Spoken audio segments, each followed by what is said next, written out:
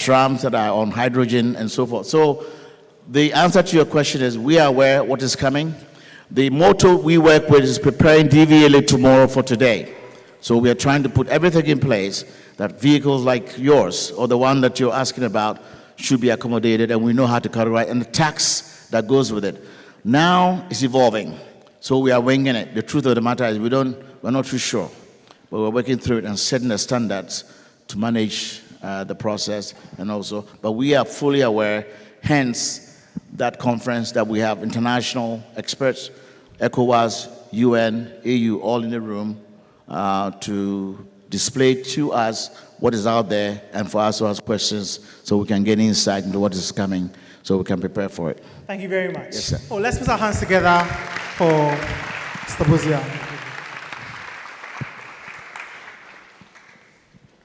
So this is what we are going to do. We're going to finish up.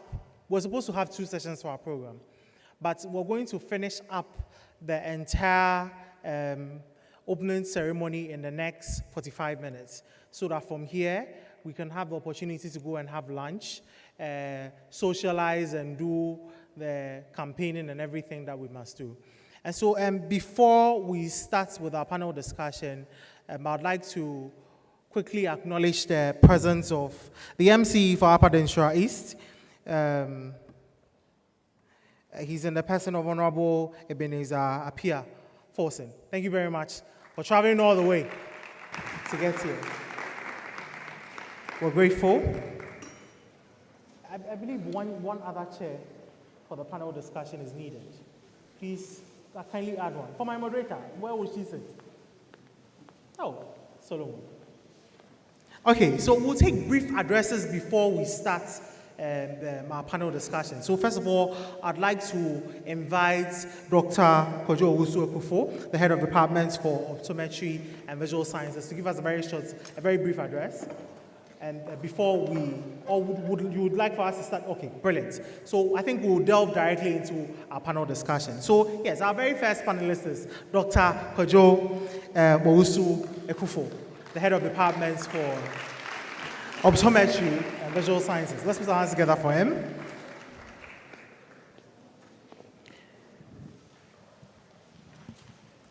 Our next panelist, all the way from the central region, is Honorable Ebenezer Apia Forsen, the MC for Upper Denshaw East.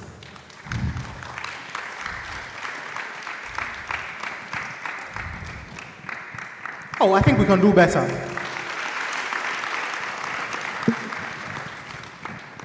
And to have a perspective of students in our discussion, I'd like to invite the National NUC's President, His Excellency Dennis Labi, to join them to have this very short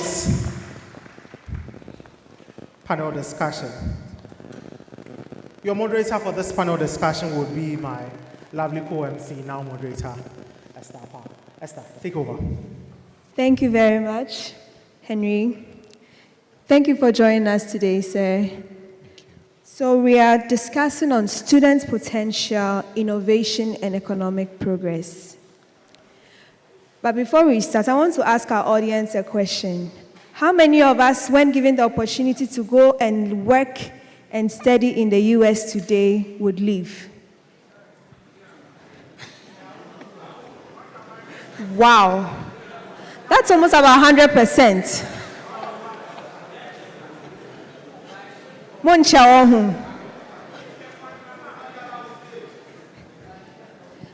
Our theme for this Usag Congress is harnessing students' potential for economic revitalization and national progress. The last few years or even months, we find that our students are leaving. Not only our students now, but our health workers are leaving. What is your take on this? Do you think we are not maximizing our potential of our students, or what is happening to this brain drain issue in Ghana? Thank you for your question. I'd say that this brain drain issue should be looked at from different perspectives. First, it's about opportunities. How best people could add value to themselves and also contribute to the development of their country. The other side is also to look at it from the perspective of job offers which are available in our country, vis-a-vis those who may be staying at home and not working. I'd say that some people would travel outside to add value, maybe learn some specialities, go through some more advanced training so that they would better serve their country in many ways.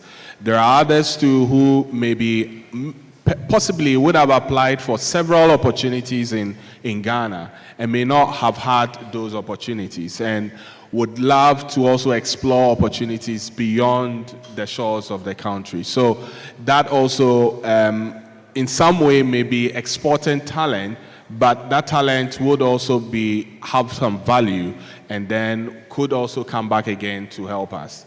I had the opportunity to travel through a PhD scholarship and then came back again to help in the development of our optometry program here in KNUST. So it's a two-way affair. Yeah. Thank you very much.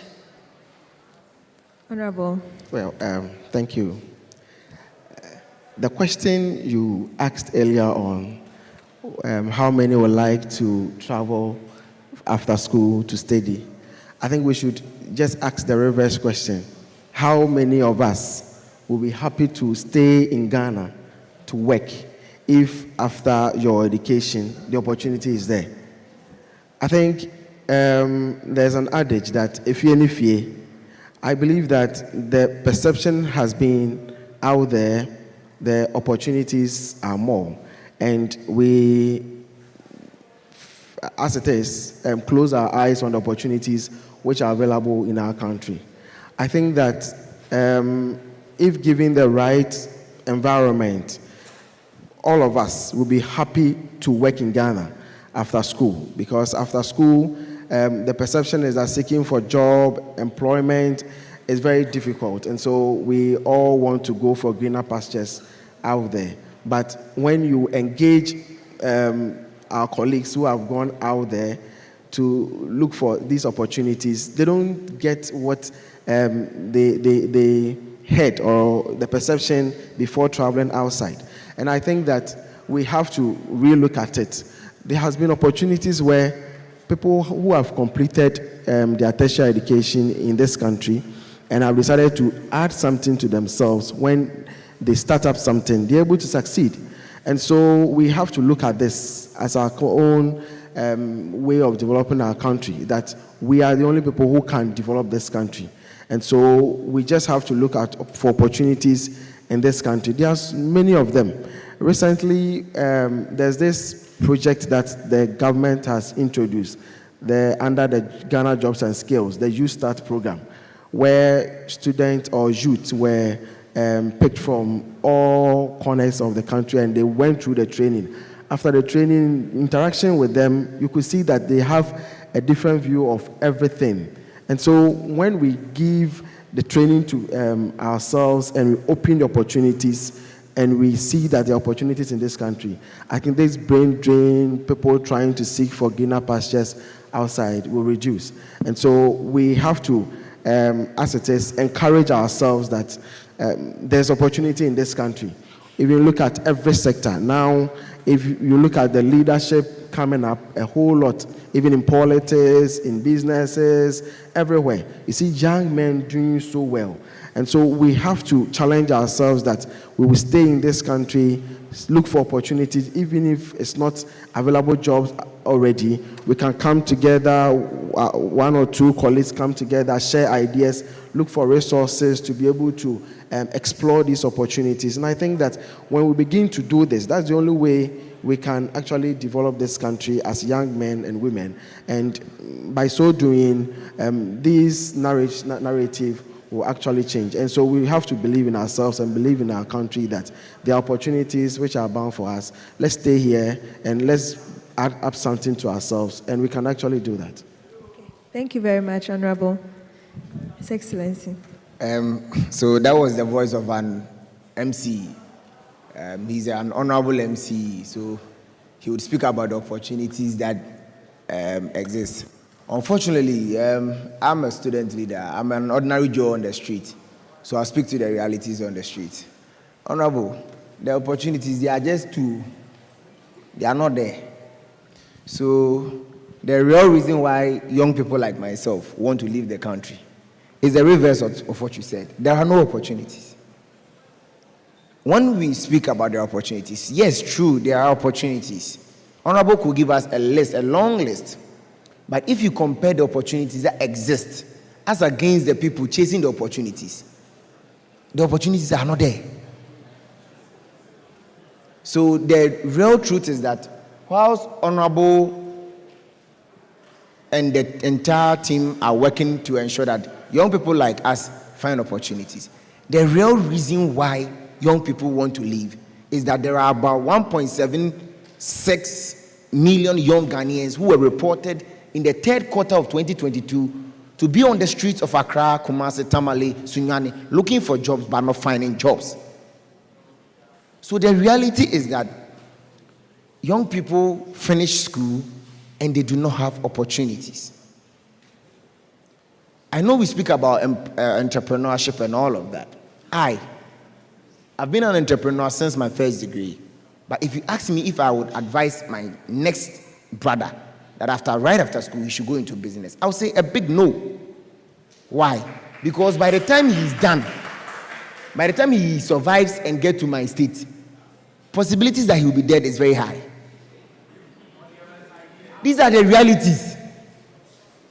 By the time he finds capital support, I roamed in the streets of Accra, did presentations to more than 26 individuals for capital support. Not a single one did I find. So the reality is that the opportunities are there. If we release funding by GEA and all the presidential pitch, which will support just 20 people out of about 2 million of us, these are no opportunities. So until we appreciate the problem, we cannot appreciate how to solve the problem. Second is that the little opportunities that exist. If you tell a young man who is a nurse, he has finished school, lives in Accra, the average salary for nurses who are out of school is about 2,200, 3,000. So imagine it is 2,500. Transportation in Accra alone is about 400, 500 Ghana cedis. His rent, now 300 cedis room is not in Accra again. The minimum is 500. Take 500 out. Take transportation 500. The money is left 1,005. Okay. Take light bill 100 cedis out. Water bill 100 cedis out. The money is left 1,002 or 1,003. The guy is single, doesn't have a girlfriend or a boyfriend. So that one is not part. You can't even have a boyfriend when you are poor. Then it's left 1,002. Don't make a mistake to be sick in Accra. You die. By the time Pepe to Kran has finished, the money is left at 400 cedis. He's not eating. It takes magicians. So the truth is that the opportunities, the ones that are there, they are not reaching our neck. That want to fight and won't get. By the time you realize the scholarship that is for poor people like us, to rich people have taken the scholarship. So honorable. Whereas I agree with you that the opportunities are there. If you give 1 million people 1,000 opportunities, honorable, you're not giving them opportunities, honorable. So that's my initial take. The reason why in this room, if you put visa here, everybody will go out. The only people who will be remaining in this room is chief, his assistant, and then the two. Because the news president, he will go out. Thank you very much. Thank you. Let me make a quick one. Thank you. Please, so kindly note the questions you may have for the panels and we can ask them after our discussion. Honorable, you want to say something? Yes, I just want to make a quick one. You see the scenario you just created and the calculations you just did. If you ask somebody who is staying outside this country, let's say the US or UK, the expenditure they make in a month, and you compare with what you just made, you'll be surprised. And so there's an adage. You see, as young men and women, we just have to understand this, that we are the only people who can develop this country. There are so many opportunities in this country. We have to just take it one after the other. The perception we have out there, the perception we have and what we think. I got opportunity